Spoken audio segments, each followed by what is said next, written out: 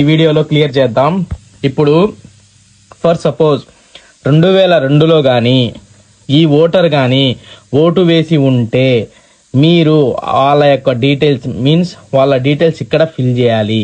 ఇక్కడ ఫిల్ చేసిన తర్వాత ఇదే ఓటర్ యొక్క డీటెయిల్స్ ఇక్కడ ఫిల్ చేయాలి. బేసిక్ డీటెయిల్స్ అండి ఇవి. దాని తర్వాత ఒకవేళ ఈ ఓటర్ కానీ 2002లో ఓటు వేయకపోతే ఇతనికి ప్రూఫ్గా ఇతని యొక్క పేరెంట్స్ ఎయిదర్ మదర్ కానీ లేకపోతే ఫాదర్ కానీ, ఇప్పుడు ఒకవేళ ఫాదర్ మదర్ కానీ 2002లో ఓటు వేయకపోయి ఉంటే సో వాళ్ళకు ప్రూఫ్గా గ్రాండ్ మదర్ కానీ గ్రాండ్ పా కానీ ఉంటే సో వాళ్ళ డీటెయిల్స్ ఫిల్ చేయండి.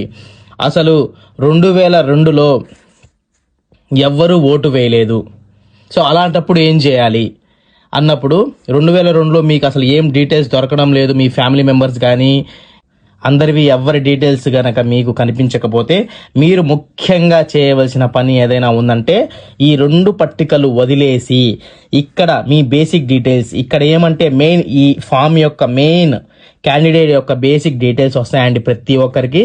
ఇక్కడ మాత్రమే 3వ పట్టికలో మాత్రమే మీ డీటెయిల్స్ ఫిల్ చేసేసి ఇక్కడ మీ సైన్ పెట్టేసి ఇక్కడ మీ ఫోటోను అతికిచ్చేసి వాళ్ళకి సబ్మిట్ చేసేయండి.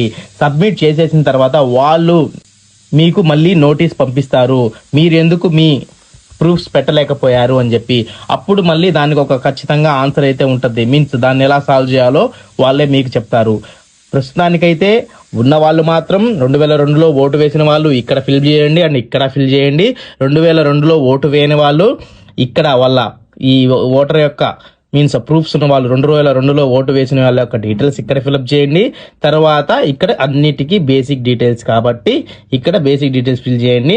ఒకవేళ ఈ 2 మీకు దొరకనట్టయితే ఇక్కడ కామన్గా ఫిల్ చేసి వాళ్ళకి సబ్మిట్ చేసేయండి.